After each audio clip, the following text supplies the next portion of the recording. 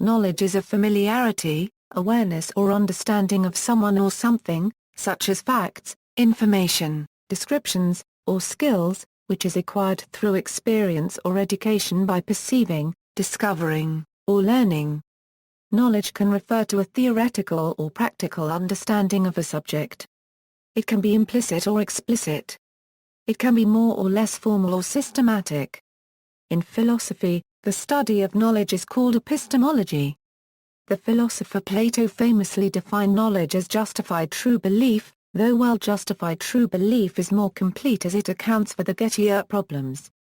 However, several definitions of knowledge and theories to explain it exist. Knowledge acquisition involves complex cognitive processes, perception, communication, and reasoning. While knowledge is also said to be related to the capacity of acknowledgment in human beings. Theories of knowledge. The definition of knowledge is a matter of ongoing debate among philosophers in the field of epistemology. The classical definition, described but not ultimately endorsed by Plato, specifies that a statement must meet three criteria in order to be considered knowledge: it must be justified, true, and believed. Some claim that these conditions are not sufficient, as Gettier case examples allegedly demonstrate.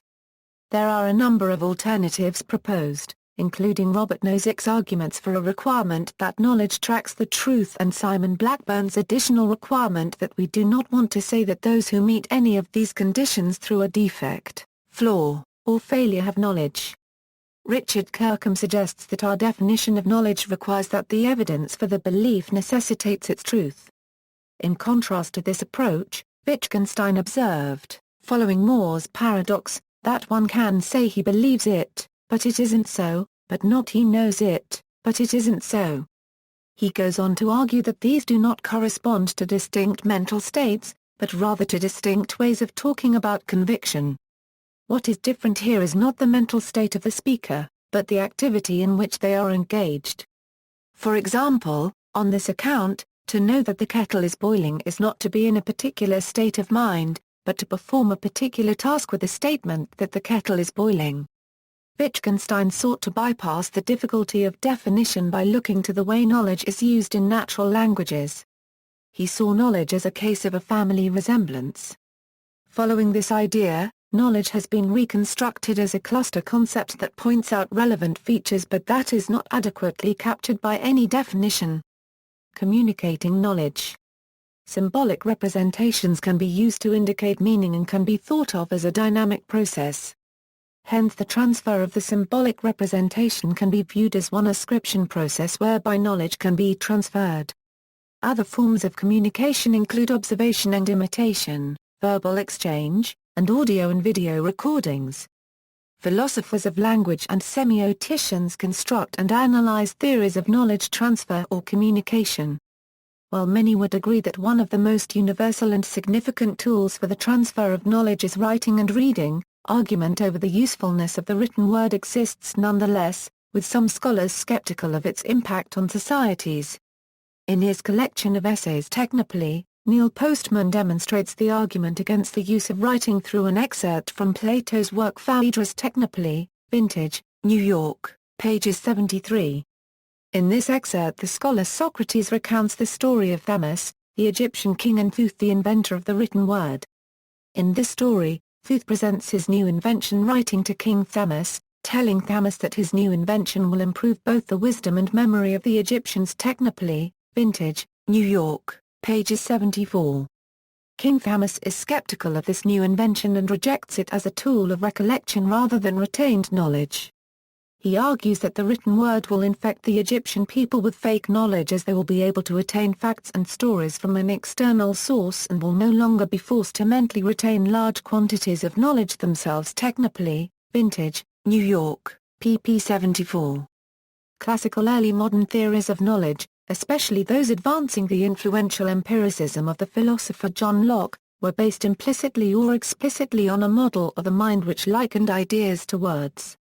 This analogy between language and thought laid the foundation for a graphic conception of knowledge in which the mind was treated as a table that had to be stocked with facts reduced to letters, numbers or symbols.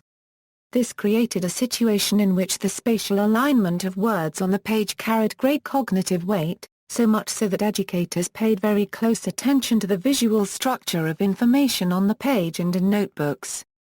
Media theorists like Andrew Robinson emphasized that the visual depiction of knowledge in the modern world was often seen as being truer than oral knowledge. This plays into a long-standing analytic notion in the Western intellectual tradition in which verbal communication is generally thought to lend itself to the spread of falsehoods as much as written communication. It is harder to preserve records of what was said or who originally said it. Usually neither the source nor the content can be verified. Gossip and rumors are examples prevalent in both media.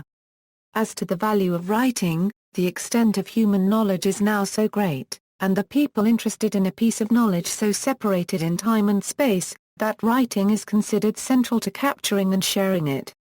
Major libraries today can have millions of books of knowledge. It is only recently that audio and video technology for recording knowledge have become available, and the use of these still requires replay equipment and electricity. Verbal teaching and handing down of knowledge is limited to those who would have contact with the transmitter or someone who could interpret written work. Writing is still the most available and most universal of all forms of recording and transmitting knowledge. It stands unchallenged as mankind's primary technology of knowledge transfer down through the ages and to all cultures and languages of the world. Situated knowledge is knowledge specific to a particular situation.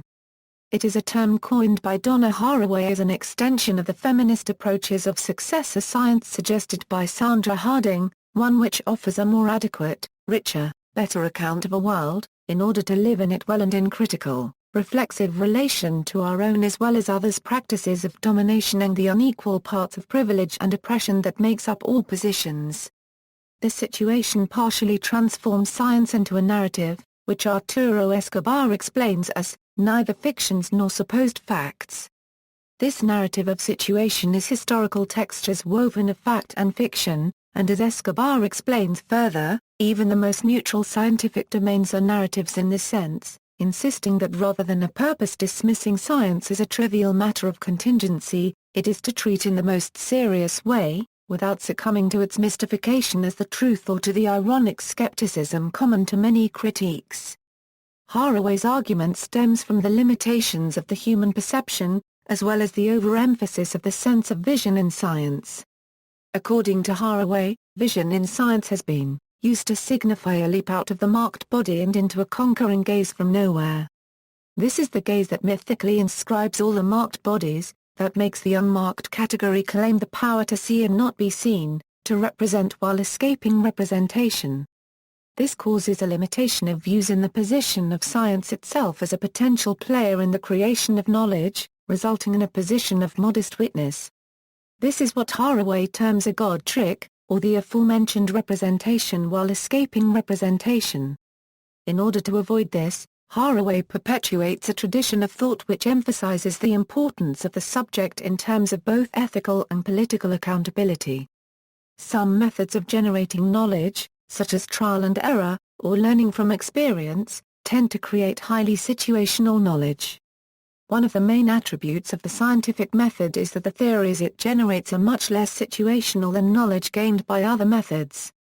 Situational knowledge is often embedded in language, culture, or traditions. This integration of situational knowledge is an allusion to the community, and its attempts at collecting subjective perspectives into an embodiment of views from somewhere. Knowledge generated through experience is called knowledge a posteriori, meaning afterwards. The pure existence of a term like a posteriori means this also has a counterpart. In this case that is knowledge a priori, meaning before. The knowledge prior to any experience means that there are certain assumptions that one takes for granted. For example, if you are being told about a chair, it is clear to you that the chair is in space, that it is 3D. This knowledge is not knowledge that one can forget, even someone suffering from amnesia experiences the world in 3D. Even though Haraway's arguments are largely based on feminist studies, this idea of different worlds, as well as the skeptic stance of situated knowledge, is present in the main arguments of post-structuralism. Fundamentally, both argue the contingency of knowledge on the presence of history. power, and geography, as well as the rejection of universal rules or laws or elementary structures. And the idea of power as an inherited trait of objectification. Partial knowledge. One discipline of epistemology focuses on partial knowledge. In most cases, it is not possible to understand an information domain exhaustively. Our knowledge is always incomplete or partial. Most real problems have to be solved by taking advantage of a partial understanding of the problem context and problem data, unlike the typical math problems one might solve at school, where all data is given and one is given a complete understanding of formulas necessary to solve them. This idea is also present in the concept of bounded rationality, which assumes that in real-life situations people often have a limited amount of information and make decisions accordingly. Intuition is the ability to acquire partial knowledge without inference or the use of reason. An individual may know about a situation and be unable to explain the process that led to their knowledge. Scientific knowledge. The development of the scientific method has made a significant contribution to how knowledge of the physical world and its phenomena is acquired. To be termed scientific, a method of inquiry must be based on gathering observable and measurable evidence subject to specific principles of reasoning and experimentation. The scientific method consists of the collection of data through observation and experimentation, and the formulation and testing of hypotheses. Science and the nature of scientific knowledge have also become the subject of philosophy. As science itself has developed, knowledge has developed a broader usage which has been developing within biology. Psychology discussed elsewhere as meta-epistemology, or genetic epistemology, and to some extent related to theory of cognitive development AA. Note that epistemology is the study of knowledge and how it is acquired. Science is the process used every day to logically complete thoughts through inference of facts determined by calculated experiments. Sir Francis Bacon was critical in the historical development of the scientific method. His works established and popularized an inductive methodology for scientific inquiry.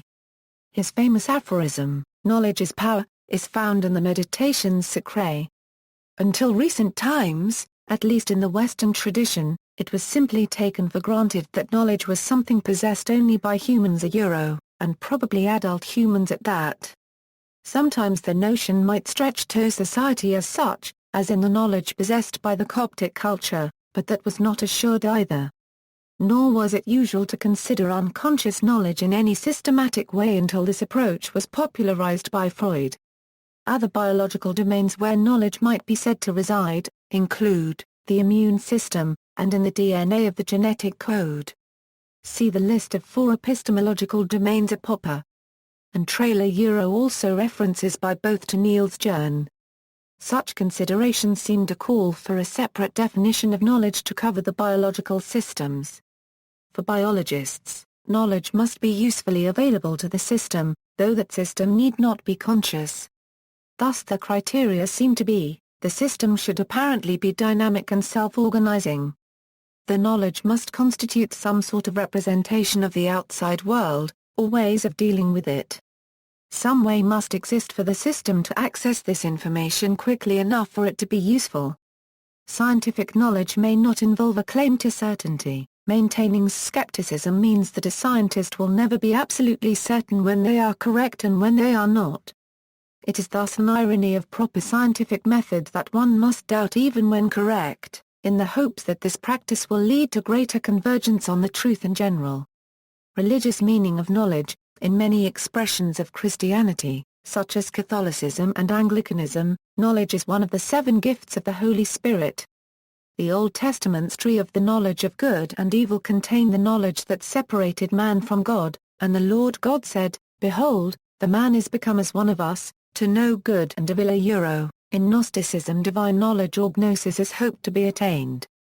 That is knowledge sharing is a major part of Dhan, a tenet of all Dharmic religions. Hindu scriptures present 2 kinds of knowledge, paroksh gyan and pratyaksh gyan.